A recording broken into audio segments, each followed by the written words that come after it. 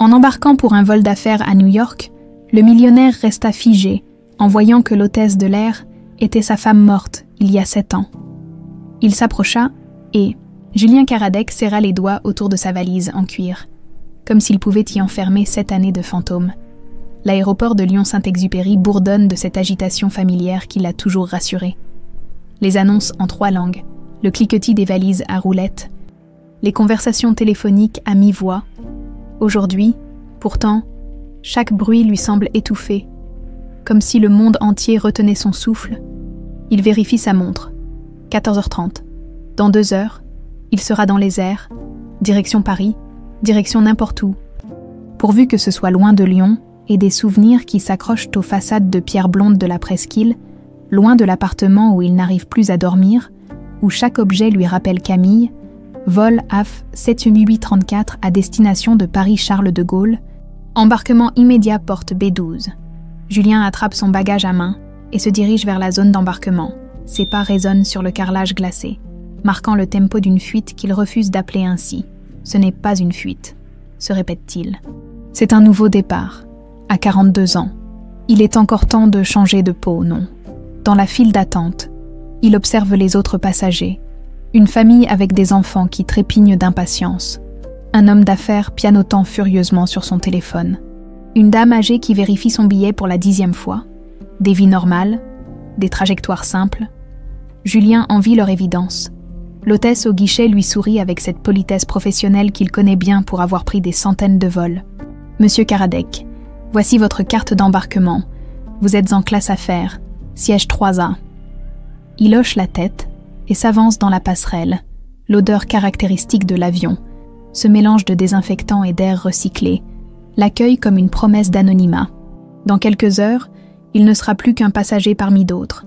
Un visage sans histoire dans le ciel, siège 3A, côté hublot, parfait. Il range sa veste dans le compartiment au-dessus et s'installe, sortant déjà son ordinateur portable, le travail.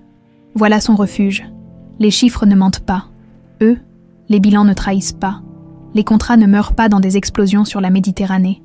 L'avion se remplit progressivement. Julien observe du coin de l'œil les passagers qui passent dans l'allée, cherchant leur place, un réflexe professionnel acquis durant toutes ces années dans la finance internationale, toujours savoir qui vous entoure, toujours anticiper. C'est alors qu'elle apparaît. Le temps se fracture, se brise comme du verre. Julien croit d'abord à un mirage, à l'une de ces hallucinations que le manque de sommeil peut provoquer. Mais non, elle est là, dans l'allée centrale, un plateau à la main, l'uniforme impeccable d'Air France épousant parfaitement sa silhouette. Camille, le monde bascule, sa vision se trouble, son cœur s'emballe comme un moteur qui s'affole. C'est impossible. Camille est morte, il a vu les débris du yacht, il a assisté aux funérailles, il a passé 7 ans à pleurer une femme qui lui tend maintenant un verre d'eau avec le même sourire qu'autrefois, celui qui remontait légèrement plus haut du côté gauche. « Monsieur, vous désirez quelque chose à boire avant le décollage ?» Sa voix, cette voix qu'il entend encore parfois au réveil, avant que la réalité ne reprenne ses droits. Mais aujourd'hui, elle est là, bien réelle, et Julien a l'impression que sa cage thoracique va exploser. Il ouvre la bouche, mais aucun son ne sort. Comment articuler un prénom quand ce prénom appartient à une morte? Comment dire « Camille » sans passer pour fou? Elle attend, patiemment, le verre d'eau toujours tendu vers lui, et c'est là qu'il remarque ses yeux verts qu'il a aimés, qu'il a pleurés, qu'il croyait ne plus jamais revoir. Il le fixe avec une intensité qui lui coupe le souffle, mais aussi avec quelque chose d'autre, quelque chose qui ressemble à un avertissement, de l'eau, merci. Parvient-il enfin à articuler d'une voix qu'il ne reconnaît pas? Leurs doigts se frôlent quand elle lui tend le verre, un contact électrique qui le fait tressaillir. Camille, car c'est bien elle. Il en est maintenant certain. Glisse discrètement quelque chose sous les serviettes en papier. « J'espère que vous passerez un agréable vol, monsieur », dit-elle, avant de s'éloigner vers d'autres passagers. Julien reste figé, le verre tremblant entre ses mains. Il attend que son cœur retrouve un rythme à peu près normal, avant de soulever délicatement les serviettes. Un petit bout de papier blanc s'y cache, plié en 4, d'une écriture qu'il reconnaîtrait entre 1000. Ces mots, Terminal B, 22h15. Ne m'appelle pas Camille. Le décollage se déroule dans un brouillard. Julien fixe le papier, le relit, le retourne entre ses doigts comme un talisman. Les explications se bousculent dans sa tête, chacune plus invraisemblable que la précédente. Amnésie, fausse identité, témoin protégé, rien ne tient debout. Durant le vol, il la cherche du regard chaque fois qu'une hôtesse passe dans l'allée.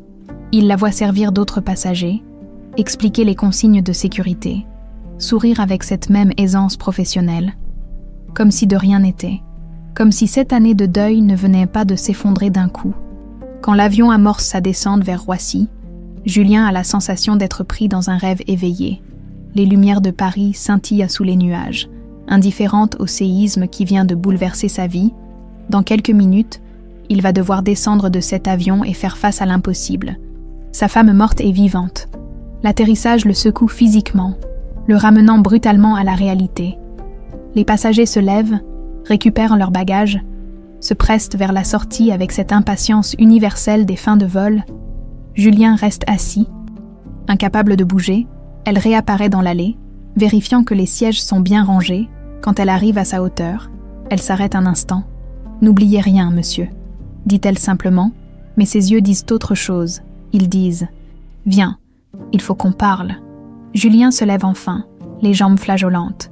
Il suit le flot des passagers à travers les couloirs interminables de Roissy, l'esprit en ébullition. Terminal B, 22h15. Dans 3 heures, il aura peut-être des réponses. Ou peut-être sombrera-t-il définitivement dans la folie, peu importe. Pour la première fois depuis 7 ans, Julien Karadec se sent vivant. 3 heures à errer dans Roissy comme une âme en peine. Julien a bu 4 cafés au Starbucks du terminal, feuilleté 3 magazines sans rien lire, observé des centaines de voyageurs sans les voir. Sa montre affiche 22h10. Dans 5 minutes, il saura si les morts peuvent vraiment revenir à la vie. Le terminal B baigne dans cette lumière blafarde propre aux aéroports de nuit. Les boutiques duty-free ferment une à une. Les derniers vols sont annoncés. Julien se dirige vers la zone indiquée, près des grandes baies vitrées qui donnent sur les pistes. Son cœur bat si fort qu'il a l'impression que tout l'aéroport peut l'entendre. Elle est là, plus d'uniforme Air France, mais un jean sombre et un pull gris qui la fait paraître plus petite qu'autrefois. Ses cheveux, qu'elle portait longs dans ses souvenirs, sont coupés au carré, plus courts, plus sombres aussi, comme si elle avait voulu effacer l'ancienne Camille. Elle se tient dos à lui, regardant les avions immobilisés sur le tarmac. Quand elle l'entend approcher, elle se retourne lentement, dans la lumière crue du terminal. Il peut enfin la voir vraiment. C'est bien elle, mais différente, plus mince, des rides nouvelles autour des yeux, quelque chose de plus dur dans l'expression. « Bonsoir, Julien ». Sa voix tremble légèrement. Elle aussi est émue, réalise-t-il. Cette pensée le rassure et l'effraie à la fois. « Camille, je… » Il s'arrête, se rappelant le message. « Comment dois-je t'appeler ? Sophie ? Sophie Rivière. » Elle sourit tristement. « C'est mon nom maintenant, officiellement. Camille Karadec est morte il y a 7 ans. Mais toi, tu es vivante. » « Oui. » Un silence. « Je suis désolée, Julien, vraiment désolée. » Il voudrait la prendre dans ses bras, vérifier qu'elle était réelle, que ce n'est pas un rêve, mais quelque chose dans son attitude l'en empêche. Une distance, une méfiance qu'il ne lui connaissait pas. Pourquoi ? C'est tout ce qu'il arrive à dire. Sophie regarde autour d'eux, vérifie qu'ils sont seuls. Pas ici. Viens. Elle l'entraîne vers un café fermé, s'installe à une table dans l'angle le plus sombre. Julien s'assoit en face d'elle, les mains tremblantes. « Tu te souviens de cette semaine avant l'accident ?» commence-t-elle. « J'étais nerveuse. Préoccupée d'un « tu m'avais demandé ce qui n'allait pas ?» Julien hoche la tête, il s'en souvient. Camille avait passé des heures sur son ordinateur, pris des appels étranges, sursauté au moindre bruit. J'avais découvert quelque chose, par hasard, en vérifiant les comptes de la fondation. Elle marque une pause. Charles Beaumont détournait des fonds, pas quelques milliers d'euros, Julien, des millions, à travers un réseau de sociétés écrans qui menait directement à ses comptes personnels. Charles Beaumont, son mentor, son ami, presque un père de substitution, l'homme qui lui avait appris les ficelles de la finance internationale, qui l'avait introduit dans les cercles les plus fermés de Lyon. « Impossible », murmure Julien. « J'ai passé 3 jours à vérifier, revérifié, c'était indéniable. Ses yeux se durcissent. Et puis j'ai reçu un message, anonyme. « Adam Karadec, vous devriez faire plus attention. Les accidents arrivent si vite, avec une photo de moi sortant de la banque. » Le sang de Julien se glace. « Tu ne m'as rien dit. J'allais le faire. Mais le lendemain, j'ai eu la visite du capitaine Delattre, de la division anticorruption. Quelqu'un avait parlé, ils enquêtaient sur Beaumont depuis des mois, mais il leur manquait des preuves. Et tu as accepté de les aider. Ils m'ont proposé un marché, simuler ma mort, disparaître quelque temps, le temps qu'ils rassemblent assez d'éléments. En échange, ils garantissaient ta sécurité. » Elle se penche vers lui. Beaumont aimait bien Julien, mais pas au point de prendre des risques. Si sa comptable disparaissait dans un accident, il n'irait pas chercher plus loin. Sa comptable, Julien réalise soudain, c'est pour ça qu'il t'avait engagé à temps partiel, pas par gentillesse. Il voulait quelqu'un de confiance près de ses livres, quelqu'un qui lui était lié par l'affection. Elle serre les poings. J'étais son assurance. Qui soupçonnerait la femme de son protégé? Les pièces du puzzle s'assemblent lentement dans l'esprit de Julien. L'explosion sur le yacht, mise en scène, Delattre a des contacts partout, le légiste était de mèche, les débris provenaient d'une vieille épave. Même toi, tu y as cru. Même moi, il y a de l'amertume dans sa voix. Tu m'as laissé te pleurer pendant 7 ans. Les yeux de Sophie se remplissent de larmes. Je n'avais pas le choix. Si tu avais su, tu n'aurais jamais pu faire semblant. Beaumont t'aurait tout de suite repéré. Et maintenant? Pourquoi maintenant? Sophie hésite, comme si elle luttait contre elle-même. Puis elle sort une photo de son sac, une petite fille aux boucles brunes et aux yeux verts, souriant devant un sapin de Noël. « Amélie » murmure-t-elle. « Ma fille, notre fille. Le monde s'arrête de tourner. » Julien fixe la photo, incapable de respirer. « J'étais enceinte quand j'ai disparu. Je ne le savais pas encore. » Les mots sortent dans un souffle. Elle était née 2 mois plus tard, dans une maison sécurisée. Pour sa protection, on l'a placée dans un programme fédéral de protection des témoins. Où est-elle? C'est le problème. Sophie reprend la photo. La serre contre elle. Le programme a été en partie externalisé. Par mesure d'économie, ils ont confié certaines tutelles à des fondations privées. Julien sent l'horreur monter en lui. Non. Si. L'Institut Aube Nouvelle, la fondation de Beaumont. Elle le regarde droit dans les yeux. Il a ma fille. Julien. Il a notre fille. Et il ne sait pas qui elle est. Mon Dieu. Julien se prend la tête entre les mains. Depuis quand tu sais? 3 semaines, j'ai passé 6 ans à travailler pour différentes compagnies aériennes. Toujours en déplacement, toujours en mouvement, c'était plus sûr, mais j'ai fini par avoir accès aux bases de données, par recouper les informations. Sa voix se brise. Ma fille grandit dans l'institution de l'homme qui a voulu me tuer. Il faut la sortir de là. Comment? Officiellement, je suis morte. Je n'ai aucun droit légal. Et si j'apparais soudainement, Beaumont comprendra tout. Il comprendra que j'ai survécu, que je sais tout, qu'Amélie est ta fille, termine Julien. Sophie hoche la tête, les larmes coulant librement maintenant. Il la fera disparaître, ou pire. Il reste silencieux un long moment, assommé par l'énormité de la situation. Autour d'eux, l'aéroport continue sa vie nocturne, indifférent à leur drame. « Pourquoi maintenant ?» répète Julien. « Pourquoi me révéler tout ça aujourd'hui ?»« Parce que j'ai besoin de toi. » Elle lève les yeux vers lui. « Beaumont t'aime bien, il te fait confiance. Tu as accès à des informations, à des lieux où je ne peux pas aller. Tu veux que je t'aide à récupérer Amélie? Je veux qu'on la récupère ensemble. » Elle tend la main vers lui, hésite, la retire. « Si tu acceptes, si tu peux me pardonner. » Julien la regarde longuement. Cette femme qui fut sa vie, qui reste sa vie malgré tout. Cette étrangère qui porte un autre nom mais qui a encore ses yeux, ses gestes, sa façon de pencher la tête quand elle réfléchit. « Comment on fait ?» demande-t-il simplement, pour la première fois depuis le début de la conversation. Sophie sourit, un vrai sourire, celui qu'il aimait tant. « On rentre à Lyon, dit-elle, et on récupère notre fille, Lyon, 15 ans plus tôt. » Julien avait 27 ans, et l'impression de nager en eau trouble. Fraîchement diplômé d'HEC, il venait d'intégrer Beaumont & Associés, cette prestigieuse société de conseil financier nichée dans le 6e arrondissement.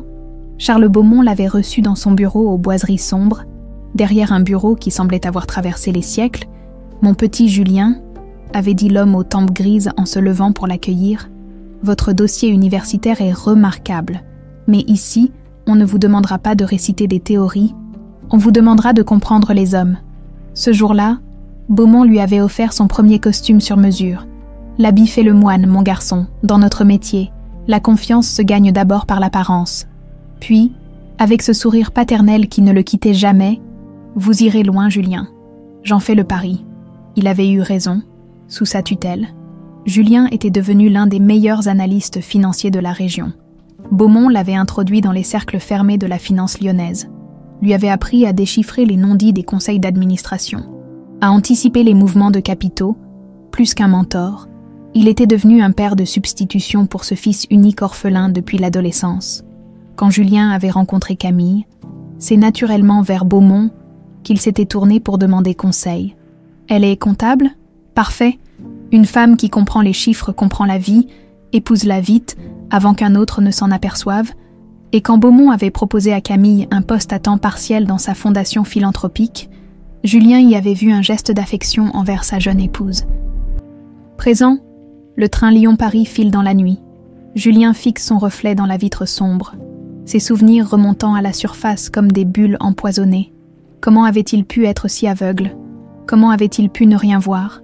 À côté de lui, Sophie dort d'un sommeil agité. Elle a gardé ses papiers au nom de Sophie Rivière, son passeport, sa carte d'identité. 7 ans à construire une nouvelle existence. 7 ans à s'effacer pour protéger ceux qu'elle aimait. Et lui qui s'était contenté de la pleurer. Son téléphone vibre. Un message de Beaumont. « Mon cher Julien, j'ai appris votre départ précipité pour Paris. Tout va bien, Charles. Même à distance, il veille. Même après toutes ces années, il surveille. » Julien tape une réponse rapide. « Tout va bien. Quelques affaires à régler. De retour demain. » La réponse arrive aussitôt. « Parfait. Justement, j'aimerais vous parler d'un projet. Retrouvons-nous demain soir. Charles. » Sophie ouvre les yeux, réveillée par la vibration du téléphone. « Qu'est-ce qui se passe ? » Beaumont, il veut me voir demain soir. Elle se redresse, aussitôt alerte. Il sait quelque chose. Je ne crois pas, mais il faut qu'on soit prudent. Julien range son téléphone. Comment on procède ? Déjà, je ne peux pas apparaître à Lyon. Trop de gens me connaissaient. Sophie réfléchit. Mais toi, tu peux continuer à jouer ton rôle. Faire comme si de rien n'était. Et Amélie, l'Institut Aube Nouvelle organise une grande gala de charité dans 15 jours. Tous les parrains y seront. Tous les enfants du programme aussi. C'est notre meilleure chance de l'approcher. Le train entre en gare de Lyon-Pardieu à l'aube. Sophie descend la première, disparaît dans la foule matinale avant même que Julien ait récupéré sa valise. Ils ont convenu d'un point de rendez-vous, le Café de la Paix, place Bellecour, tous les jours à 19h. Si l'un d'eux ne vient pas, l'autre comprendra que c'est trop dangereux. Julien rentre chez lui, dans cet appartement du vieux Lyon qu'il a transformé en mausolée. Les photos de Camille sont partout, leur sourire figé dans un bonheur révolu. Maintenant qu'il sait la vérité, ces images lui semblent différentes, plus lourdes de sens, plus douloureuses aussi. Il prend une douche, se rase, enfile un costume. Il faut qu'il reprenne sa vie normale, qu'il joue le veuf qui tente de se reconstruire. En attendant 19h à 18h30, son téléphone sonne. Beaumont. « Julien, vous êtes rentré ? Parfait, j'ai une excellente nouvelle à vous annoncer. Retrouvez-moi au Bristol. Nous fêtons ça. » Le Bristol, cet hôtel de luxe où Beaumont a ses habitudes, Julien n'a pas le choix. J'arrive. Il trouve Beaumont installé au bar, un verre de champagne à la main, l'air rayonnant. Cet homme de 68 ans qui pourrait être son grand-père, avec ses cheveux parfaitement coiffés et ses costumes impeccables, ce philanthrope respecté, cet homme d'affaires irréprochable, ce monstre. « Ah, Julien, venez, venez !» Beaumont se lève pour l'étreindre avec cette chaleur qu'il lui a toujours connue. « Champagne ? Volontiers ?» Julien s'installe sur le tabouret voisin, force un sourire. Quelle est cette bonne nouvelle ? L'Institut vient de recevoir une donation exceptionnelle, 5 millions d'euros, de quoi financer nos programmes pour les 3 prochaines années. Beaumont trinque avec lui. Et devinez qui va superviser la gestion de ces fonds. Je ne sais pas. Vous, Mon cher Julien, c'est l'occasion rêvée de vous impliquer davantage dans mes œuvres. Camille aurait été si fière. Entendre le prénom de sa femme dans la bouche de cet homme donne envie à Julien de le frapper. Mais il se contente de hocher la tête. C'est formidable, Charles. N'est-ce pas? D'ailleurs, notre gala annuel approche. Il faut absolument que vous y soyez. Tous nos protégés se produiront. Nous aurons un magnifique concert. Beaumont pose sa main sur l'épaule de Julien. Ces enfants sont l'avenir, mon garçon. Nous leur donnons une chance que la vie leur avait refusée. Notre fille, pense Julien. Tu parles de notre fille? J'y serai, promet-il. Ils dînent ensemble comme autrefois. Beaumont raconte ses projets, évoque des souvenirs communs, se montre attentionné comme un père. Julien joue son rôle, rit au bon moment, pose les bonnes questions. Mais intérieurement, il observe cet homme sous un jour nouveau, cette assurance, cette aisance dans le mensonge, cette capacité à séparer ses crimes de ses bonnes œuvres. Vers 22h, ils sortent de l'hôtel ensemble. Beaumont hésite un instant. Puis, « Julien, j'espère que vous allez mieux. Ces dernières années ont été difficiles, je le sais, mais la vie continue. Et Camille n'aurait pas voulu vous voir sombrer. Je vais mieux. Merci, Charles. Parfait. Parce que... » Beaumont marque une pause. Son regard se durcit imperceptiblement. Parce que parfois, remuer le passé ne fait que rouvrir de vieilles blessures. Certains morts doivent le rester, vous comprenez? Un frisson parcourt l'échine de Julien. Est-ce une menace? Un avertissement? Ou simple maladresse? Je comprends, répond-il simplement. Ils se séparent devant l'hôtel. Beaumont monte dans sa Mercedes avec chauffeur. Julien rentre à pied. Il a besoin d'air, besoin de réfléchir. Place Bellecour. Le Café de la Paix ferme ses portes. 19h est passée depuis longtemps. Pas de Sophie en vue. Julien fait le tour de la place, scrute les recoins sombres, les terrasses encore ouvertes. Rien. Un début d'angoisse lui noue l'estomac. Et si Beaumont savait? Et si tout cela n'était qu'un piège? Il regagne son appartement, les nerfs à vif, dans sa boîte aux lettres, une enveloppe sans expéditeur. À l'intérieur, un simple mot. Demain, 19h, même endroit. Sois prudent, S. Cette nuit-là, Julien ne dort pas. Il repense à sa conversation avec Beaumont, à chaque mot, chaque intonation. Cette phrase surtout, certains morts doivent le rester. Coïncidence. Ou Beaumont sait-il déjà que sa femme morte travaille pour Air France? Au matin, il prend une décision. Il ne peut plus se contenter de jouer les ignorants. Il faut qu'il agisse, qu'il trouve des preuves, qu'il aide Sophie à récupérer leur fille, même si pour cela, il doit trahir l'homme qu'il a élevé comme un fils. 19h pile, place Bellecour, Sophie apparaît comme une ombre entre les platanes, vêtue d'un manteau sombre qui la fait se fondre dans la foule du soir. Julien la rejoint près de la fontaine, feignant d'admirer les façades ocres qui encadrent la plus grande place piétonne d'Europe. « Tu as l'air fatigué », murmure-t-elle sans le regarder. Beaumont m'a proposé de superviser les finances de sa fondation. Julien jette une pièce dans l'eau, un geste anodin pour justifier leur présence. 5 millions d'euros de donations récentes. Sophie tressaille. Il te rapproche de ses affaires. C'est soit très bon signe, soit il me teste. Julien se tourne légèrement vers elle. Il a dit quelque chose d'étrange hier soir. Certains morts doivent le rester. Le visage de Sophie se durcit. Il sait. Peut-être. Ou peut-être que je deviens paranoïaque. Julien observe les passants autour d'eux. Comment être sûr? En le poussant à se dévoiler. Sophie commence à marcher vers les rues adjacentes. Julien la suit à distance. J'ai une idée, mais c'est risqué. Il se retrouve dans un petit café discret de la rue de la République. Sophie a choisi une table au fond, dos au mur, vue sur l'entrée. 7 ans de vie clandestine ont aiguisé ses réflexes. Tu vas retourner le voir, dit-elle en sirotant son café. Lui dire que tu as réfléchi à votre conversation d'hier, que tu t'inquiètes. M'inquiéter de quoi? De ta défunte épouse. Sophie sort discrètement son téléphone. Vérifie quelque chose. Tu vas lui expliquer que tu as reçu des appels étranges ces derniers temps. Quelqu'un qui prétendait être Camille. Julien fronce les sourcils. Quel intérêt? Si Beaumont ne sait rien, il va te rassurer, te dire que c'est impossible. Peut-être même te conseiller de voir un psy. Sophie le regarde droit dans les yeux. Mais s'il sait que je suis vivante, il va paniquer. Exactement. Et les hommes qui paniquent commettent des erreurs. Elle glisse quelque chose sur la table. « Prends ça !» Julien baisse les yeux. Un petit boîtier noir, pas plus gros qu'une pièce de monnaie. Un micro. Enregistreur numérique, autonomie de 6 heures, qualité studio. Sophie referme sa main sur celle de Julien. Tu l'actives avant d'entrer chez lui. Tu le pousses à parler, et on verra bien ce qu'il dit. Et si ça tourne mal, alors on aura la confirmation qu'il faut sortir Amélie de là, vite. Ils se séparent comme des inconnus. Sophie disparaît dans la foule des Lyonnais qui rentrent chez eux. Julien repart vers le Vieux Lyon, dans sa poche. Le petit enregistreur lui semble peser des tonnes. Le lendemain matin, Julien appelle Beaumont. « Charles, c'est Julien. Est-ce qu'on pourrait se voir ? J'ai besoin de vous parler. »« Bien sûr. Mon garçon, vous avez l'air troublé. Venez donc chez moi, nous serons plus tranquilles. » L'hôtel particulier de Beaumont domine la Saône depuis les pentes de la Croix-Rousse. Une bâtisse du XVIIIe siècle, parfaitement restaurée, qui témoigne de la fortune de son propriétaire. Julien s'y est rendu des dizaines de fois, pour des dîners d'affaires ou des réunions de travail. Aujourd'hui, il a l'impression de pénétrer en territoire ennemi. Beaumont l'accueille dans son bureau, cette pièce lambrisée où trônent les portraits de ses ancêtres et les diplômes de ses œuvres philanthropiques. « Asseyez-vous, Julien, que se passe-t-il » Julien active discrètement l'enregistreur dans sa poche, puis s'installe dans le fauteuil de cuir fauve. « Charles, c'est difficile à expliquer. Prenez votre temps.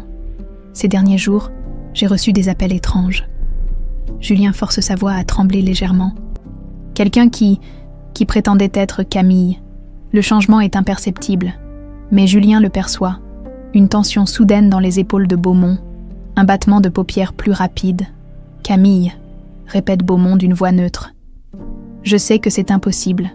Je sais qu'elle est morte. Mais cette voix... » Julien se prend la tête entre les mains. « Mon Dieu, Charles, j'ai l'impression de devenir fou. » Beaumont se lève, contourne son bureau, pose une main paternelle sur l'épaule de Julien. « Mon pauvre garçon, le chagrin peut jouer de vilains tours. » Mais c'était sa voix, exactement sa voix. Julien lève les yeux vers son mentor. Elle savait des choses que seule Camille pouvait savoir. Notre premier rendez-vous, le nom de notre chat, Julien. Beaumont s'assoit sur le bord de son bureau. Face à lui, vous avez parlé de Camille à beaucoup de gens ces dernières années. Nous-mêmes, nous avons évoqué de nombreux souvenirs ensemble. Vous croyez que quelqu'un se sert de ça contre moi ? Un silence, trop long pour être naturel. Qui vous ferait une chose pareille ? Demande finalement Beaumont. Je ne sais pas. C'est pour ça que je viens vous voir. Julien se penche vers lui. Cette personne a dit qu'elle avait découvert quelque chose avant sa mort, quelque chose qui concernait votre fondation. Cette fois, la réaction est claire. Les mains de Beaumont se crispent sur le rebord du bureau. Ses yeux se durcissent. Qu'est-ce qu'elle a dit exactement ? Que Camille avait trouvé des irrégularités dans les comptes, des transferts vers des sociétés écrans. Julien observe attentivement le visage de son mentor. Des millions d'euros détournés. Beaumont se lève brusquement, fait quelques pas vers la fenêtre. Quand il se retourne, son expression a changé. Plus de bienveillance paternelle, plus de chaleur, quelque chose de froid, de calculateur. « Julien, mon garçon, vous devez m'écouter très attentivement. » Sa voix est devenue plus grave, plus autoritaire. « Il y a des choses que vous ne comprenez pas, des enjeux qui vous dépassent. » « Quels enjeux ?» Camille fouinait où elle n'aurait pas dû. Beaumont revient vers lui, se plante devant son fauteuil. Elle posait des questions, consultait des documents confidentiels. Elle mettait en danger des années de travail. De quel travail parlez-vous ? De survie, Julien. De la survie d'un système qui permet à notre société de fonctionner. Beaumont élève la voix pour la première fois. Vous croyez que mes œuvres caritatives se financent avec des prières ? Vous croyez que ces enfants que nous aidons seraient mieux dans la rue ? Vous admettez donc détourner des fonds ? J'admets faire ce qui est nécessaire pour que le bien triomphe. Beaumont se penche vers lui. Camille ne l'a pas compris. Elle a voulu jouer les justicières. Alors vous l'avez tuée. Un ricanement. Tuée. Allons donc. L'explosion était un accident. Très opportun. Certes. Mais un accident. Beaumont se redresse. Quoique, le légiste était un ami. Et les débris, parfois, peuvent venir d'épaves plus anciennes. Julien sent son sang se glacer. Beaumont vient d'avouer, partiellement. Mais il a avoué. Vous êtes en train de me dire que... Je suis en train de vous dire que certains morts doivent le rester. Julien, Beaumont retourne s'asseoir derrière son bureau. Et que les vivants qui s'en mêlent risque de les rejoindre. Vous me menacez. Je vous conseille, amicalement. Le sourire de Beaumont retrouve sa fausse bienveillance. Ses appels téléphoniques, ses hallucinations, c'est le stress, mon garçon. Vous devriez prendre des vacances, loin de Lyon, très loin. Julien se lève, les jambes flageolantes. Je vais y réfléchir. Faites donc. Et Julien, Beaumont ne le regarde plus, consulte déjà d'autres dossiers. Si jamais vous receviez d'autres appels de votre défunte épouse, ignorez-les, pour votre bien. Julien quitte l'hôtel particulier avec l'impression d'avoir frôlé la mort. Dans sa poche, l'enregistreur a tout capté, les aveux partiels, les menaces voilées, cette confession déguisée qui confirme tout ce que Sophie lui a raconté. Mais maintenant, il le sait, ils sont en grand danger. Beaumont se doute de quelque chose, et s'il découvre que Camille est vraiment vivante, il faut agir vite, très vite. Le café de la gare de Perrache bourdonne d'activité matinale. Julien sirote un espresso amer en surveillant les allées et venues. À 7h30 précise, Sophie apparaît, vêtue d'un uniforme de nettoyage industriel. Elle s'installe à la table voisine, commande un café au lait. « L'enregistrement », murmure-t-elle sans le regarder. Julien fait glisser discrètement une clé USB sur sa table. Tout y est, les aveux, les menaces, même la confirmation pour le légiste. Sophie empoche la clé d'un geste naturel. Parfait, Delattre va être ravi. Quand le rencontres-tu? Dans 1 heure. Mais d'abord, on a du travail. Elle se lève, laisse de la monnaie sur la table. Suis-moi, à distance. Ils sortent de la gare par des portes différentes. Sophie remonte la rue Victor Hugo. Julien la suit en restant à une 50aine de mètres. Elle tourne dans une petite rue adjacente, s'arrête devant un immeuble bourgeois. Au 3e étage, une fenêtre s'éclaire brièvement. Le signal convenu, l'appartement est spartiate, quelques meubles de location, des rideaux tirés, une table couverte de plans et de photos. Un homme d'une 50aine d'années se lève à leur entrée, grand, mince, regard perçant, capitaine Marc Delattre, division anticorruption. Monsieur Karadec. Il lui serre la main fermement. Sophie m'a beaucoup parlé de vous. Capitaine. Julien observe cet homme qui a organisé la fausse mort de sa femme. Vous avez écouté l'enregistrement. Pas encore. Mais si c'est ce que Sophie m'a décrit, Delattre s'installe devant un ordinateur portable. Ce sera suffisant pour obtenir un mandat. Un mandat pourquoi? Demande Julien. Pour fouiller les locaux de l'Institut Aube Nouvelle. Sophie étale les plans sur la table. Mais ça ne suffit pas. Même avec un mandat, Beaumont aura le temps de faire disparaître les preuves. Et Amélie, Delattre hoche la tête. C'est pour ça qu'on va procéder autrement. Il déploie une série de photos aériennes montrant un château du XVIIe siècle, entouré de jardins à la française. L'Institut Aube Nouvelle, niché dans la campagne lyonnaise. Le gala annuel a lieu dans 10 jours, explique Delattre. Tous les grands donateurs seront présents, ainsi que les enfants du programme, une centaine de personnes, caméras de surveillance, service de sécurité renforcé. L'endroit parfait pour un coup d'éclat, ajoute Sophie. Julien étudie les photos. Quel genre de coup d'éclat? Vous allez annoncer une donation record, reprend Delattre. 10 millions d'euros, la plus grosse contribution jamais reçue par l'Institut. Je n'ai pas 10 millions sous la main. Peu importe. L'argent viendra de nos comptes de saisie. Delattre pointe du doigt l'une des photos. L'astuce, c'est la condition que vous poserez. Sophie prend le relais. Transparence totale. Vous exigerez que tous les mouvements de fonds soient tracés en temps réel. Que tous les comptes soient accessibles aux donateurs. Beaumont ne marchera jamais. Si, parce que vous ferez ça en public, devant les caméras, devant tous les autres donateurs, Delattre sourit. Il ne pourra pas refuser sans éveiller les soupçons. Et quand il acceptera, il devra vous donner accès aux systèmes informatiques de l'Institut. Publiquement, pour valider la transparence. Sophie tape sur son ordinateur. Nos informaticiens auront préparé un miroir des serveurs. Dès qu'il se connectera, on récupérera tout. Julien commence à comprendre. Tous ces détournements, toute sa comptabilité parallèle. Exactement. Mais ce n'est pas tout. Delattre sort une autre série de photos. Nous devons aussi sécuriser les enfants, particulièrement Amélie. L'estomac de Julien se noue. Elle sera là. Tous les protégés de l'Institut participent au spectacle. Chant, danse, Démonstration artistique, Sophie montre une photo du grand salon du château. Ils se produiront ici, devant tous les invités. Comment on la reconnaîtra? Sophie hésite, puis sort une photo de son sac. Une fillette de 6 ans aux boucles brunes, souriant devant un sapin de Noël. Voilà notre fille. Julien prend la photo d'une main tremblante, cette petite bouille ronde, ses yeux verts pétillants. Elle a le nez de Camille et ses propres fossettes. Elle est magnifique, murmure-t-il. Elle porte toujours ça. Sophie désigne un petit pendentif en forme de demi-lune. Je l'ai cousu dans sa première gigoteuse. C'était tout ce que je pouvais lui laisser. Delattre leur laisse un moment, puis reprend. Le problème, c'est la sécurité. Dès que nous donnerons l'assaut, Beaumont activera ses protocoles d'urgence. Quel protocole?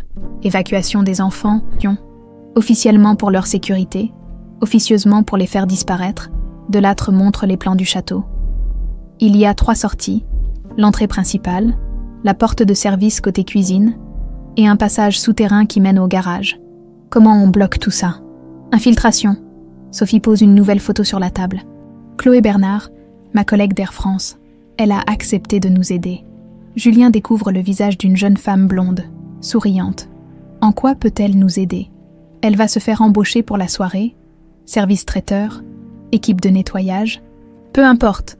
L'important, c'est qu'elle soit à l'intérieur. Sophie trace un parcours sur le plan. Dès que l'opération commence, elle sécurise les enfants. Et moi, vous jouez votre rôle jusqu'au bout, répond Delattre. Vous annoncez votre donation, vous poussez Beaumont à se connecter au système, et vous nous laissez faire le reste. Ça paraît simple? Ça l'est, en théorie? Sophie le regarde gravement. En pratique, si quelque chose tourne mal. Beaumont n'hésitera pas à éliminer les témoins gênants, termine Delattre, y compris les enfants. Un silence pesant s'installe dans la pièce. Julien regarde à nouveau la photo d'Amélie, cette fille qu'il n'a jamais vue grandir, qu'il découvre à travers un cliché. Qu'est-ce qu'on risque exactement?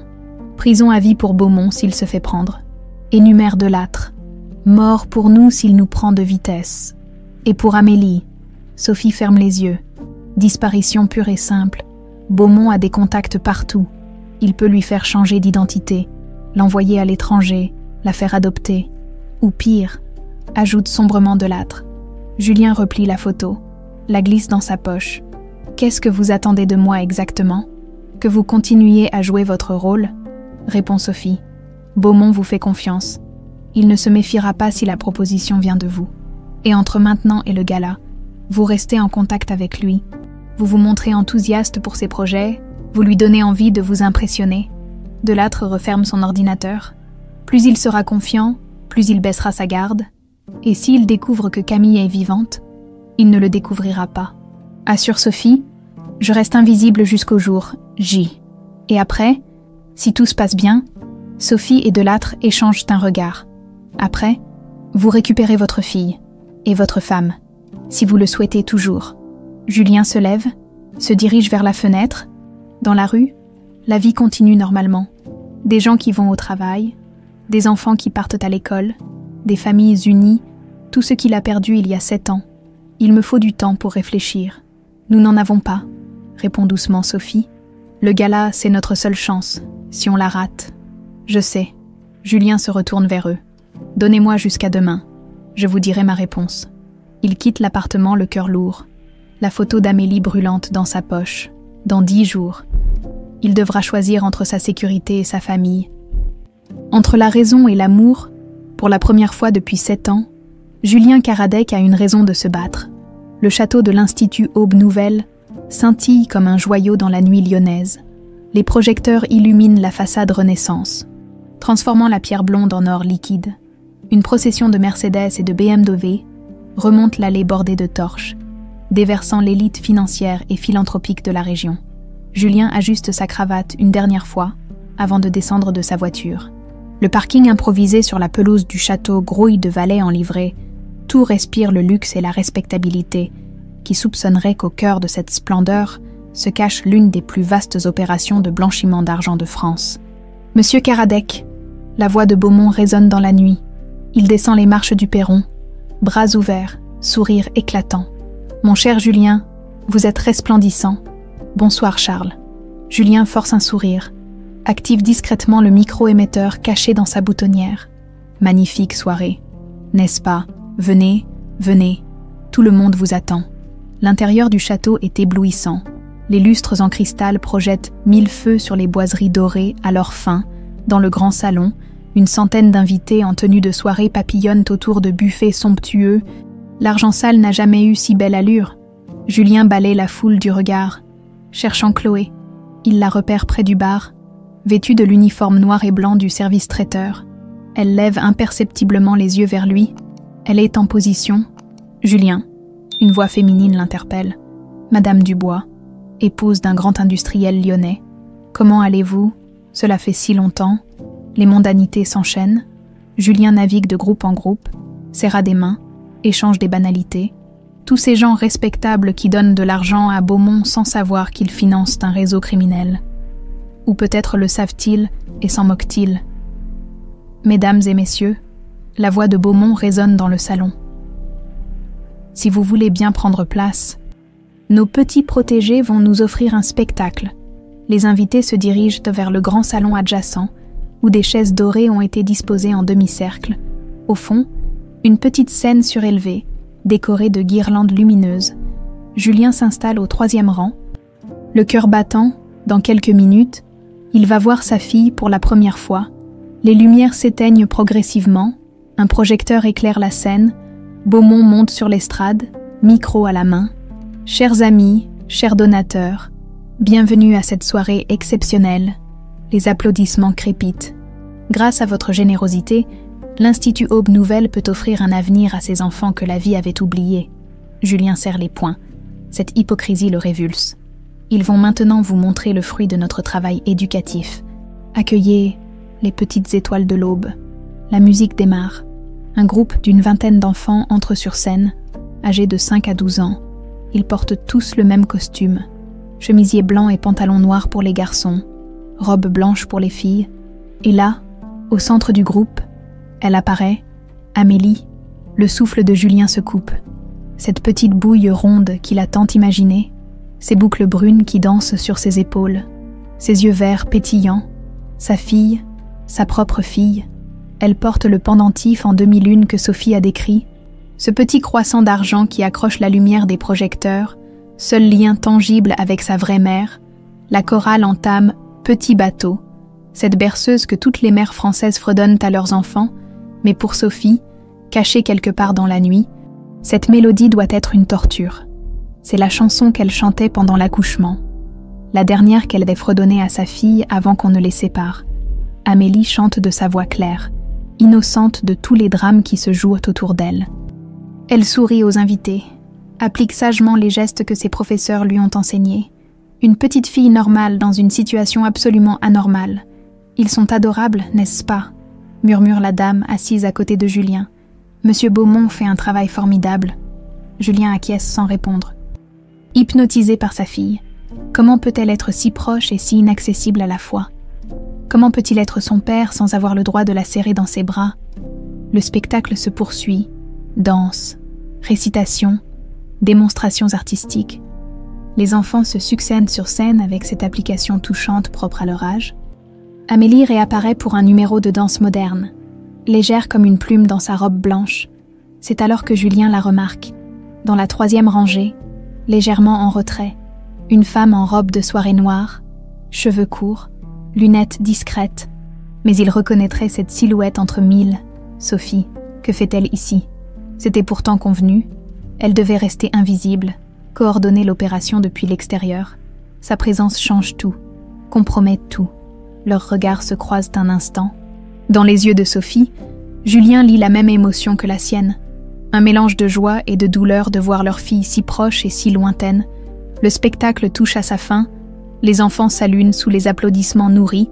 Amélie fait une petite révérence, son pendentif scintillant sous les projecteurs, puis ils quittent la scène, escortés par leurs éducateurs. « Magnifique !» s'exclame Beaumont en remontant sur scène. « Ces enfants sont notre fierté, notre espoir, et grâce à vous, ils auront toutes les chances de réussir dans la vie. » Nouveaux applaudissements. Julien observe Beaumont, cet homme qui se nourrit littéralement de la misère des enfants qu'il prétend sauver. Dans quelques minutes, il va devoir jouer le plus grand rôle de sa vie. Et maintenant, chers amis, passons aux choses sérieuses. Beaumont frappe dans ses mains. L'heure est venue de parler de l'avenir de notre institut. Les invités se dirigent vers la grande bibliothèque où un somptueux cocktail les attend. Julien suit le mouvement, jetant un dernier regard vers la rangée où était assise Sophie. Elle a disparu. Dans la bibliothèque, l'ambiance se fait plus détendue. Le champagne coule à flot, les conversations s'animent. Beaumont navigue de groupe en groupe, serrant des mains, recevant des félicitations. Chloé circule parmi les invités, proposant des canapés. Quand elle passe près de Julien, elle murmure « Les enfants sont dans l'aile est, surveillance renforcée ». Julien hoche imperceptiblement la tête. Tout se met en place. Julien.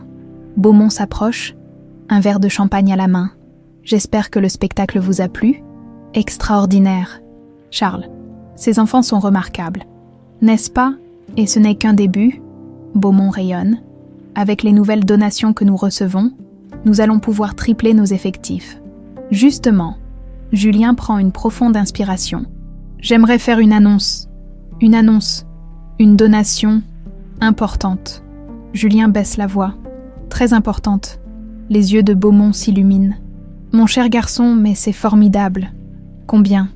10 millions d'euros. Beaumont manque de lâcher son verre. Dix, vous êtes sérieux? Absolument, mais j'ai une condition. Laquelle?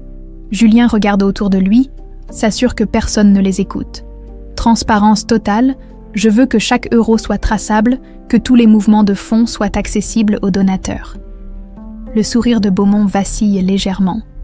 C'est une demande inhabituelle. C'est ma condition, Julien soutient son regard. Mes avocats insistent. Pour une somme pareille, ils veulent des garanties. Beaumont réfléchit rapidement, autour d'eux. La fête continue, insouciante. Très bien, dit-il finalement. Si c'est ce qu'il faut pour obtenir votre donation, parfait. Quand pouvons-nous finaliser ça? Maintenant, si vous voulez. Beaumont semble retrouver son enthousiasme. J'ai tout ce qu'il faut dans mon bureau. Nous pouvons faire ça devant tout le monde, pour que chacun soit témoin de votre générosité. Excellente idée. Beaumont tape dans ses mains, réclame l'attention de l'Assemblée. Chers amis, Monsieur Karadec a une annonce extraordinaire à vous faire. Tous les regards se tournent vers Julien. Dans quelques secondes, il ne pourra plus reculer. Il pense à Amélie, à Sophie, à cette famille qu'il veut reconstituer. Il pense aussi au piège qui va se refermer sur Beaumont. Mesdames et messieurs, commence-t-il d'une voix claire. J'ai l'honneur d'annoncer une donation de 10 millions d'euros à l'Institut Aube Nouvelle. L'annonce de Julien tombe comme une bombe dans le salon feutré. 10 millions d'euros, la plus grosse donation de l'histoire de l'Institut. Les applaudissements éclatent, nourris, enthousiastes. Les visages se tournent vers lui avec un mélange d'admiration et d'envie. « Extraordinaire !» s'exclame Madame Dubois. « Quelle générosité ! Un exemple pour nous tous !» renchérit un banquier proche de la retraite. Beaumont rayonne, serrant la main de Julien avec effusion. « Mon cher garçon, c'est inespéré, ces enfants vont pouvoir. Mais j'ai une condition. » L'interrompt Julien d'une voix suffisamment forte pour être entendue de tous. Une seule, mais non négociable. Le silence retombe progressivement. Beaumont fronce légèrement les sourcils. Une condition... transparence absolue. Julien se tourne vers l'Assemblée. Mes avocats insistent. Pour une somme de cette importance, chaque euro doit être traçable. Chaque mouvement de fonds accessible aux donateurs. Un murmure parcourt l'assistance. C'est effectivement une demande inhabituelle dans ce milieu où la discrétion est de mise. Vous voulez dire, Beaumont cherche ses mots, un audit?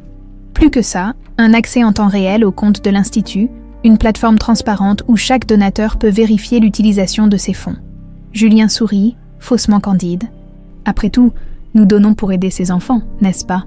Nous avons le droit de savoir comment notre argent est utilisé. Des hochements de tête approbateurs parcourent l'Assemblée. L'idée séduit visiblement les autres donateurs. Quelle excellente initiative, approuve le banquier. Cela devrait être systématique. Absolument, renchérit Madame Dubois. La transparence, c'est l'avenir de la philanthropie. Beaumont se trouve pris au piège. Comment refuser une telle générosité devant tous ces témoins? Comment s'opposer à la transparence sans éveiller les soupçons? C'est une démarche louable, finit-il par articuler. Mais techniquement complexe, il faudrait mettre en place des systèmes. Justement, Julien sort son téléphone. J'ai fait développer une plateforme par mes informaticiens. Elle peut se connecter à n'importe quel système comptable existant. Voulez-vous que je vous montre? Autour d'eux, les invités se rapprochent, curieux. Beaumont n'a plus le choix. Bien sûr, dit-il avec un sourire crispé. Montrez-nous donc ça. Parfait. Mais il faudrait accéder à vos serveurs pour effectuer la démonstration. Avez-vous un ordinateur ici? Dans mon bureau, oui. Allons-y. Tout le monde peut venir, bien sûr. Plus nous serons nombreux, plus la transparence sera effective. La petite foule se dirige vers le bureau de Beaumont, situé dans l'aile administrative du château. Julien marche à côté de son mentor, le cœur battant. Dans sa poche, son téléphone vibre. Un message de Delattre. En position, prêt pour l'infiltration. Le bureau de Beaumont est à l'image du personnage. Imposant, cossu, respectable. Derrière la grande table en acajou trône un ordinateur dernier cri. Plusieurs écrans, tout l'attirail du dirigeant moderne. Voilà, dit Beaumont en allumant le système. Comment procédons-nous? Julien s'approche, sort une clé USB de sa poche. Il suffit d'installer ce petit programme. Il va créer un pont sécurisé entre vos comptes et notre plateforme de transparence. Un pont sécurisé. Absolument. Vos données restent protégées. Mais les donateurs peuvent suivre l'utilisation de leurs fonds en temps réel. Julien sourit innocemment. C'est révolutionnaire. Beaumont hésite. Dans ses yeux, Julien lit la lutte entre la cupidité et la prudence. 10 millions d'euros, c'est énorme. Trop énorme pour refuser. Très bien, cède-t-il finalement. Faisons cette démonstration. Il insère la clé USB dans l'ordinateur. Immédiatement, des lignes de code défilent sur l'écran. Le programme de Delattre s'installe, créant un accès fantôme au serveur de l'Institut. « Parfait !» s'exclame Julien. « Maintenant, il faut vous connecter au système comptable principal pour que nous puissions voir les comptes en temps réel. » Les comptes. Beaumont semble soudain mal à l'aise. « Bien sûr, pour démontrer la transparence, nous devons montrer l'existant. » Julien se tourne vers l'assemblée. « N'est-ce pas logique ?» Les invités acquiescent avec enthousiasme. Cette nouveauté les fascine. « Allez-y, Charles, encourage Madame Dubois. Montrez-nous ces fameux comptes. » Beaumont n'a plus d'échappatoire. Sous le regard de tous, il tape ses identifiants, accède au système financier de l'Institut. Les écrans se remplissent de tableaux, de graphiques, de colonnes de chiffres. « Remarquable !» s'extasie le banquier. « Quelle organisation !» Julien observe les données qui défilent. Il ne comprend pas tout, mais il sait que, quelque part dans cette avalanche de chiffres, se cachent les preuves des détournements de Beaumont, et surtout, il sait que Delattre enregistre tout. Voilà les comptes principaux, explique Beaumont, retrouvant un peu d'assurance. Comme vous pouvez le voir, tout est parfaitement organisé. Les donations arrivent ici, les dépenses sont ventilées là. Il navigue dans les menus, montrant les différents postes budgétaires, hébergement des enfants, frais éducatifs, personnel, maintenance, tout semble normal en surface, et les transferts vers les partenaires, demande innocemment Julien, les partenaires, les organisations avec lesquelles vous travaillez, les sous-traitants, les prestataires. Julien fait mine de réfléchir. Il doit bien y avoir des flux financiers vers l'extérieur. Ah oui, bien sûr. Beaumont clique sur un autre menu. Voilà les transferts externes. Une nouvelle série de données apparaît. Julien retient son souffle. C'est là que doivent se cacher les sociétés écrans, les comptes offshore, toute la mécanique de blanchiment que Sophie a découverte. Intéressant, commente le banquier en examinant l'écran. Ces sociétés, Sarl Horizon, International Trust Solutions, je ne les connais pas. Des partenaires spécialisés, répond rapidement Beaumont. Gestion de patrimoine, optimisation fiscale, c'est très technique. Bien sûr, mais Julien voit que le banquier n'est pas dupe. Son regard s'attarde sur certaines lignes, certains montants. Les sommes sont énormes, disproportionnées pour une fondation de cette taille. Voilà, lance soudain Julien. Le système est maintenant opérationnel. Regardez. Il sort son téléphone, montre une interface colorée où s'affichent en temps réel les données financières de l'Institut Chaque donateur recevra un accès à cette plateforme, plus de zones d'ombre, plus de questions, la philanthropie du XXe siècle, les applaudissements fusent. Les invités sont conquis par cette innovation extraordinaire, répète Madame Dubois. Tous les instituts devraient adopter ce système. Absolument, renchérit un autre donateur. Charles, vous êtes un visionnaire. Beaumont sourit, mais Julien perçoit la tension dans ses épaules. Il vient de donner accès à tous ses secrets, de révéler ses détournements devant une assemblée de témoins, et il ne peut plus faire marche arrière sans se décrédibiliser totalement. Eh bien, dit Beaumont, en éteignant l'ordinateur, je pense que nous pouvons retourner à la fête. Cette démonstration était édifiante. Attendez, l'arrête Julien. Il faut finaliser ma donation. Maintenant que la transparence est assurée, je peux signer. Maintenant. Pourquoi attendre? Mes avocats ont préparé tous les documents, il suffit d'une signature. Julien sort une liasse de papier de sa veste. Des vrais documents légaux, préparés par l'équipe de Delattre, parfaitement crédibles. 10 millions d'euros, répète-t-il en posant les papiers sur le bureau. Le plus beau cadeau que ses enfants puissent recevoir. Beaumont n'a plus le choix. Devant tous ses témoins, il doit jouer le jeu jusqu'au bout. Il signe les documents d'une main qui tremble légèrement.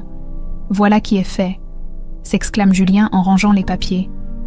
L'Institut Aube Nouvelle peut désormais compter sur cette donation. Nouveaux applaudissements. Félicitations, poignée de main. Beaumont sourit, reçoit les compliments, mais son regard cherche constamment une issue. Retournons faire la fête, propose quelqu'un. Le groupe se dirige vers la sortie du bureau. Julien traîne volontairement, laisse les autres prendre de l'avance. Quand il se retrouve seul avec Beaumont, il se tourne vers lui. Charles, je voulais vous remercier. Me remercier. D'avoir accepté cette transparence. Je sais que ce n'est pas facile de changer ses habitudes. Julien le regarde droit dans les yeux. Mais c'est formidable de voir qu'un homme de votre stature n'a rien à cacher. Le sourire de Beaumont se fige. Dans ses pupilles, Julien lit une inquiétude grandissante. Bien sûr, répond Beaumont. La transparence, c'est l'avenir. Ils quittent le bureau ensemble. Mais Julien sait que Beaumont ne dormira pas cette nuit, qu'il va réfléchir, analyser, comprendre qu'il vient de tomber dans un piège. La partie la plus dangereuse ne fait que commencer. Minuit sonne au clocher du village voisin. La fête bat encore son plein dans les salons du château, mais l'atmosphère a changé. Beaumont navigue entre ses invités avec une aisance de façade, souriant, plaisantant, jouant parfaitement son rôle d'hôte généreux. Seul Julien perçoit la tension qui raidit ses épaules, le regard fuyant qui évite le sien. Dans l'ombre d'une alcôve, Chloé ajuste discrètement son oreillette, la voix de Delattre grésille, miroir serveur opérationnel, récupération des données en cours, tenez-vous prêts. À l'autre bout du salon, Julien sirote un champagne qu'il ne goûte pas. Son téléphone vibre. Un message de Sophie. Amélie localisée. Dortoir LA, niveau 2. Surveillance légère. Il lève les yeux vers les fenêtres du premier étage, quelque part là-haut. Sa fille dort, inconsciente du drame qui se joue autour d'elle. Dans quelques minutes, tout basculera. Julien, Beaumont s'approche, un sourire forcé aux lèvres. Cette soirée est un triomphe. Grâce à vous, bien sûr. Tout le plaisir est pour moi, Charles. Julien étudie son visage. Vous semblez préoccupé. Préoccupé. Moi. Beaumont rit, mais le son sonne faux. Pas du tout.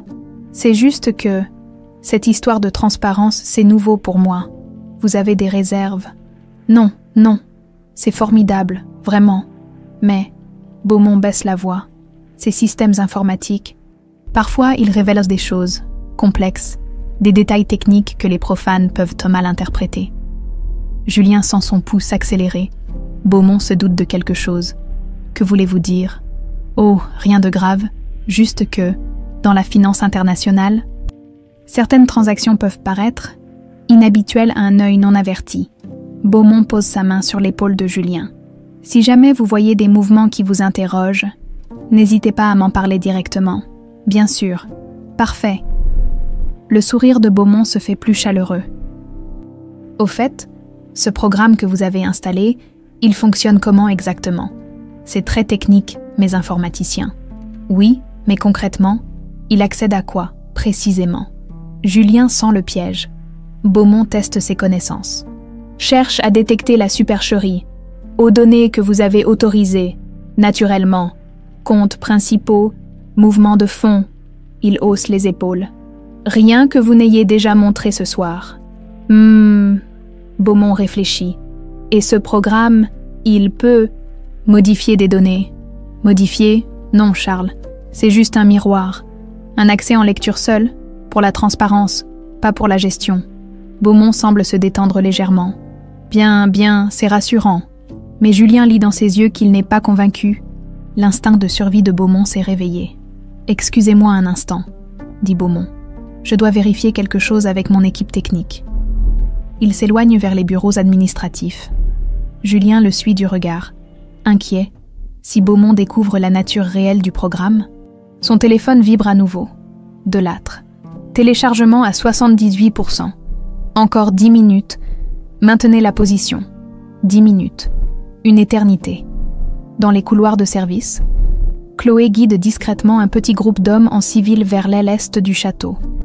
L'équipe d'intervention de Delattre, déguisée en personnel de sécurité renforcé pour la soirée, ils progressent silencieusement, évitant les zones éclairées. Sophie les attend dans l'escalier de service, vêtue d'un uniforme d'aide-soignante. 2e étage, 3e porte à droite. Amélie dort dans le lit près de la fenêtre. « Combien d'enfants ?» murmure l'un des agents. « 12 dans ce dortoir. Il ne faut réveiller personne. » Compris, on sécurise la zone et on attend le signal. Ils montent silencieusement. Sophie reste en arrière, le cœur battant. Dans quelques minutes, elle reverra sa fille. Après 6 longues années de séparation, au rez-de-chaussée, Beaumont a rejoint son bureau. Il rallume son ordinateur, scrute les écrans avec une attention nouvelle. Quelque chose cloche dans cette histoire de transparence. 10 millions d'euros contre un accès total au compte. C'est trop beau pour être vrai. Il ouvre le gestionnaire de tâches, examine les processus en cours. Là, un programme qu'il ne reconnaît pas, Transparency Bridge X. Officiellement, c'est le logiciel de Julien. Mais ce nom, trop simple, trop évident, Beaumont clique dessus, tente d'analyser son fonctionnement. Le programme résiste, protégé par plusieurs couches de sécurité, pas le travail d'informaticien d'entreprise, plutôt celui de spécialiste en informatique légale. Son sang se glace. Informatique légale, police technique et scientifique. Il décroche son téléphone, compose un numéro d'urgence. « Victor, c'est Charles. Nous avons un problème. Un gros problème. Victor Lemaire. » Son homme de confiance, son bras armé dans les situations délicates, un ancien militaire reconverti dans la sécurité privée, qui ne pose jamais de questions sur les méthodes à employer. Que se passe-t-il, monsieur Beaumont? L'Institut est infiltré. Police? Probablement. Il faut activer le protocole Phénix. Un silence. Le protocole Phénix. Évacuation d'urgence. Destruction des preuves. Élimination des témoins gênants. Vous êtes sûr? Il y a 100 personnes dans le château. Les invités ne risquent rien. Mais les enfants? Beaumont réfléchit rapidement. Ils en savent trop. Certains ont vu des choses qu'ils n'auraient pas dû voir. Tous. Non. Juste. Certains. Tu sais lesquels. Victor comprend. Les enfants placés sous fausse identité, ceux qui pourraient témoigner, révéler des secrets. Amélie en fait partie. « J'arrive », dit Victor. Beaumont raccroche, effacer rapidement plusieurs fichiers sur son ordinateur, puis il retourne au salon, affichant un sourire de façade. « Tout va bien, Charles », demande Julien en le voyant revenir. « Parfaitement, juste un petit problème technique. Rien de grave. » Mais son regard a changé. Plus dur, plus froid. Le masque de l'homme respectable commence à glisser. À l'étage, l'équipe de Delattre a sécurisé le dortoir. 12 enfants dorment paisiblement. Inconscient du danger, Sophie s'approche du lit près de la fenêtre, celui qu'occupe Amélie, sa fille, sa petite fille qu'elle n'a pas vue grandir. 6 ans, déjà, elle a perdu ses rondeurs de bébé. Ses traits s'affinent, mais elle a toujours le même nez retroussé, les mêmes cils épais. Le pendentif en demi-lune brille sur sa table de nuit, ce petit croissant d'argent, seul lien entre elles pendant toutes ces années. « Maman », murmure soudain Amélie en ouvrant les yeux. Sophie sursaute. Comment peut-elle? « Non, ma chérie, chuchote-t-elle. Je suis l'infirmière de garde. Rendors-toi. » Mais Amélie la fixe avec une intensité troublante. « Tu as la même voix que dans mes rêves. » Le cœur de Sophie se brise. Sa fille l'a reconnue, au niveau le plus profond, le plus instinctif. Elle a reconnu sa vraie mère. Chut, murmure Sophie en caressant doucement ses cheveux. Tout va bien, dors. Amélie referme les yeux, apaisée. Sophie doit se retenir pour ne pas la prendre dans ses bras, pour ne pas la réveiller entièrement. Madame, l'un des agents l'interpelle depuis la porte. Mouvement dans les couloirs. Quelqu'un monte. Sophie se fige. Victor, déjà. Évacuez les enfants, ordonne-t-elle. Discrètement, un par un. Mais il est trop tard. Des pas résonnent dans l'escalier. Plusieurs hommes, lourdement armés à en juger par le bruit métallique de leur équipement, protocole d'urgence. La voix de Victor claque dans le couloir. Évacuation immédiate de tous les mineurs sous protection. Sophie comprend immédiatement. Beaumont a découvert le piège. Il fait évacuer les enfants pour les faire disparaître. Amélie, murmure-t-elle, en secouant doucement sa fille. Amélie, réveille-toi, il faut partir. L'enfant ouvre les yeux, encore endormi. Qu'est-ce qui se passe? Juste un exercice. Ma chérie, habille-toi vite. Autour d'eux. Les autres enfants se réveillent, perturbés par l'agitation. L'équipe de Delattre se positionne, prête à intervenir. Les pas se rapprochent. Dans quelques secondes, Victor et ses hommes vont débouler dans le dortoir. Sophie serre le pendentif d'Amélie dans sa main. Cette fois, elle ne laissera personne séparer sa famille. Les pas de Victor résonnent dans le couloir comme un compte à rebours. Sophie serre la main d'Amélie, qui s'est habillée avec la rapidité instinctive des enfants habitués aux urgences institutionnelles. Autour d'eux, le dortoir s'anime doucement. Les autres petits se redressent dans leur lit, inquiets, mais disciplinés. « Qu'est-ce qui se passe ?» murmure l'un des agents de Delattre. Sophie évalue rapidement la situation. 12 enfants à protéger, une seule sortie, et Victor qui remonte avec ses hommes. L'affrontement est inévitable. « Écoutez-moi bien », chuchote-t-elle aux enfants qui s'approchent. « On va jouer à un jeu de cache-cache.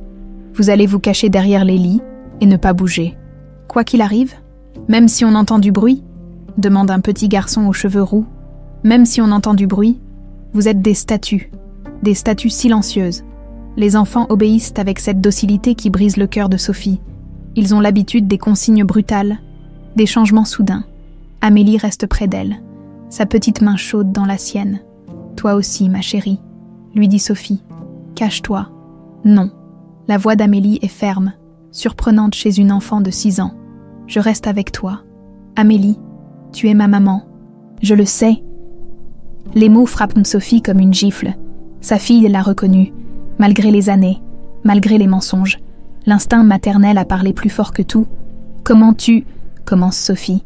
« Tes yeux, tu as les mêmes yeux que moi. » Amélie touche son pendentif. « Et tu regardes ça comme si c'était précieux, comme si tu l'avais déjà vu. » Un bruit de course dans l'escalier, plus le temps de s'expliquer. Protection rapprochée sur la fillette, ordonne le chef de l'équipe d'intervention. Les autres, position défensive, les agents se déploient dans la pièce. Arme sortie, mais silencieuse. Pas question de déclencher une fusillade avec des enfants dans les parages. La porte du dortoir s'ouvre brutalement. Victor apparaît, suivi de 3 hommes en combinaison noire. Il porte l'uniforme de responsable de sécurité. Mais son regard dur trahit sa vraie nature. Évacuation immédiate, lance-t-il d'une voix autoritaire. Tous les enfants au rez-de-chaussée. Ordre de la direction. Les petits cachés derrière les lits ne bougent pas. Sophie se dresse devant Amélie, jouant son rôle d'infirmière. « Qu'est-ce qui se passe ?» demande-t-elle innocemment. « Il y a un problème. Alerte sécuritaire.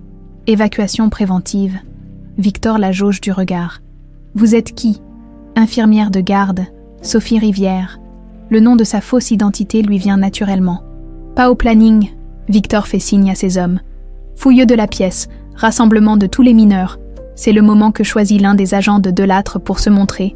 Il surgit de derrière un lit, arme levée. Police. Personne ne bouge. L'engrenage se met en marche. Les hommes de Victor dégainent. Les agents ripostent. Sophie plaque Amélie au sol, la protégeant de son corps. Reste couchée, ne regarde pas. Mais Amélie tourne la tête vers elle, étonnamment calme. « Tu es vraiment ma maman. »« Oui, » murmure Sophie, les larmes aux yeux. « Oui, ma chérie, Je suis ta maman. Pourquoi tu es partie? Je n'avais pas le choix. Je voulais te protéger. » Les coups de feu claquent. Pas d'armes automatiques. Personne ne veut risquer de blesser les enfants. Mais le bruit reste terrifiant. Les petits cachés derrière les lits gémissent de peur. « Sécurisation en cours », crie l'un des agents dans son micro. « Besoin de renfort ? Évacuation des civils ?» Victor se déplace avec l'agilité d'un professionnel. Il évite les tirs, riposte avec précision. Un de ses hommes tombe, touché à l'épaule. Un agent de Delattre s'effondre, blessé à la jambe. « Les enfants !» hurle Sophie. « Attention aux enfants !» Victor l'entend. Son regard se pose sur elle, puis sur Amélie. Quelque chose change dans son expression. De la surprise, puis de la compréhension. « Bien, bien !» dit-il avec un sourire mauvais. Sophie Rivière, infirmière, ou plutôt Camille Karadec, revenue d'entre les morts. Sophie se fige. Il l'a reconnue. Monsieur Beaumont sera ravi d'apprendre que ses soupçons étaient fondés. Victor avance vers elle. Son arme pointée, la morte qui refuse de le rester. « Laissez les enfants tranquilles », supplie Sophie. « Ils n'ont rien fait. » « Oh, mais celle-ci n'est pas n'importe quel enfant, n'est-ce pas ?» Victor désigne Amélie. « C'est votre fille, la petite Amélie Karadec, officiellement inexistante. » Il tend la main vers l'enfant. « Viens, petite, ton papa adoptif t'attend. » « Non. » Amélie recule, s'accroche à Sophie. « Je reste avec ma maman. »« Ta maman est morte, » gronde Victor. « Cette femme est une imposteur. »« C'est pas vrai !» crie Amélie avec une colère surprenante. Je reconnais sa voix. Elle chantait pour moi quand j'étais dans son ventre. La phrase tombe comme une bombe. Comment une enfant de 6 ans peut-elle avoir de tels souvenirs? Victor hésite, déstabilisé. C'est à ce moment que Julien débouche dans le couloir. Il a quitté la réception en entendant les premiers coups de feu, remontant 4 à 4 les escaliers malgré les protestations du personnel. Son costume de soirée détonne dans ce décor de guerre. « Qu'est-ce qui se passe ici ?» crie-t-il en découvrant la scène. Victor se retourne vers lui, gardant son arme pointée sur Sophie et Amélie. « Monsieur Karadec, quelle surprise! Venez récupérer votre famille. » Julien découvre alors Sophie, agenouillée au sol, protégeant une petite fille aux boucles brunes. Sa femme, sa fille, ensemble pour la première fois. « Amélie » murmure-t-il. L'enfant lève les yeux vers lui, ses yeux verts qu'elle tient de sa mère. Ce nez retroussé qu'elle a hérité de lui. Pas de doute possible. « Papa » dit-elle simplement. Le mot transperce Julien comme une lame. « Papa, il est père depuis 6 ans et ne le savait pas. Touchant » ricane Victor. « Les retrouvailles familiales. Dommage qu'elles soient si brèves. » Il arme son pistolet. Autour d'eux. La fusillade s'est calmée. Ces hommes tiennent en respect les agents de Delattre. « Blessés ou à court de munitions ? Vous venez avec moi » ordonne Victor. « Tous les 3, monsieur Beaumont tient à vous voir. Laissez partir les enfants » négocie Julien. « Nous, vous pouvez nous emmener, mais les petits n'ont rien à voir avec ça. Détompez-vous. » Ils ont tout vu, tout entendu. Ils sont des témoins. Sophie comprend l'implication. Victor compte éliminer tous les témoins. 12 enfants innocents vont mourir à cause d'eux. « Attendez, » dit-elle en se relevant lentement. « J'ai quelque chose qui peut intéresser Beaumont. » Quoi donc? Des preuves. Des documents qu'il croyait détruits. Sophie bluffe, espérant gagner du temps. Cachés dans un endroit sûr. Si vous nous tuez, il ne les récupérera jamais. Victor hésite, l'argument porte. Quels documents? Les vrais livres de comptes, ceux d'avant mon accident, avec tous les noms, toutes les transactions. Sophie soutient son regard. Votre patron voudra les récupérer avant de nous éliminer. Où sont-ils? Emmenez-nous d'abord. Je vous montrerai. Victor réfléchit rapidement. Beaumont sera furieux s'il apprend l'existence de preuves compromettantes non récupérées. Très bien, mais juste vous 3. Les enfants restent ici. Non, proteste Amélie. Je veux rester avec maman. Tu vas rester ici, ma chérie, dit doucement Sophie en caressant ses cheveux. Les gentils policiers vont s'occuper de toi. Je veux pas. J'ai eu trop peur de te perdre. Les yeux de Sophie se remplissent de larmes. Comment expliquer à une enfant qu'il faut parfois se séparer pour se protéger? Écoute-moi bien, murmure-t-elle en prenant le visage d'Amélie entre ses mains. Tu vois ce monsieur? Elle désigne l'agent de Delattre blessé mais conscient. C'est un ami, un vrai ami. Tu vas rester avec lui. Et quoi qu'il arrive, tu lui obéis. D'accord. Et après? Après, maman et papa reviendront te chercher. Je te le promets. Promis. Promis. Amélie hoche la tête, courageuse malgré ses 6 ans. Sophie l'embrasse sur le front, respire une dernière fois son odeur d'enfant. Allez-y, dit-elle à Victor. On vous suit. Il quitta le dortoir, laissant derrière eux Amélie et les autres enfants sous la protection des agents survivants. Dans le couloir, Victor leur passe les menottes. Où va-t-on? Demande Julien. Voir Monsieur Beaumont. Il a hâte de vous expliquer pourquoi certains morts doivent le rester. Ils descendent vers les salons où la fête continue, inconsciente du drame qui vient de se jouer. Beaumont les attend, toujours souriant, toujours parfait dans son rôle de philanthrope. Mais maintenant, Julien voit la vérité dans ses yeux, la vérité d'un homme prêt à tout pour préserver ses secrets. La bibliothèque du château s'est vidée de ses invités. Les derniers donateurs viennent de partir, satisfaits de leur soirée de bienfaisance, ignorants du drame qui s'est joué dans les étages. Seuls restent Beaumont, Victor et leurs 3 prisonniers.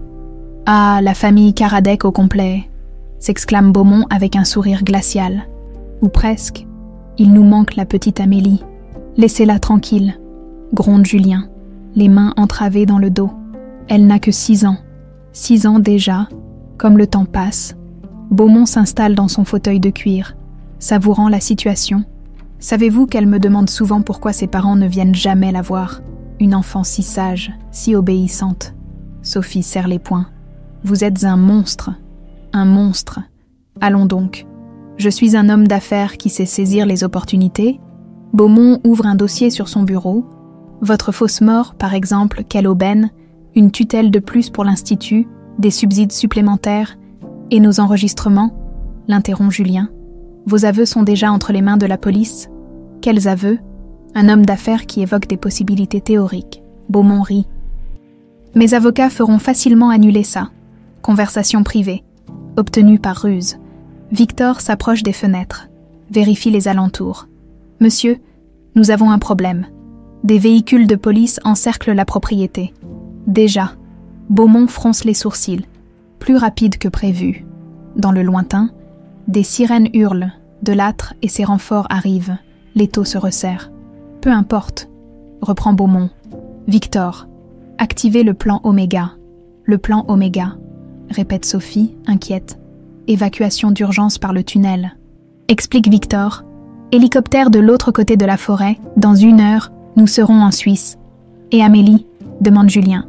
Elle vient avec nous, naturellement, une si jolie petite. Elle trouvera facilement une famille adoptive, loin d'ici. Jamais, explose Sophie. Beaumont se lève, s'approche d'elle.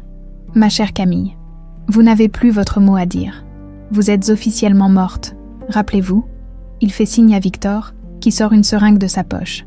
Un petit sédatif pour le voyage. Vous dormirez paisiblement. C'est à ce moment que les lumières s'éteignent. Panne générale. Le château plonge dans l'obscurité. Seules quelques veilleuses d'urgence dispensent une lueur rougeâtre. Dans la confusion, Julien entend des bruits de course, des ordres criés dans les couloirs. Que se passe-t-il? S'énerve Beaumont.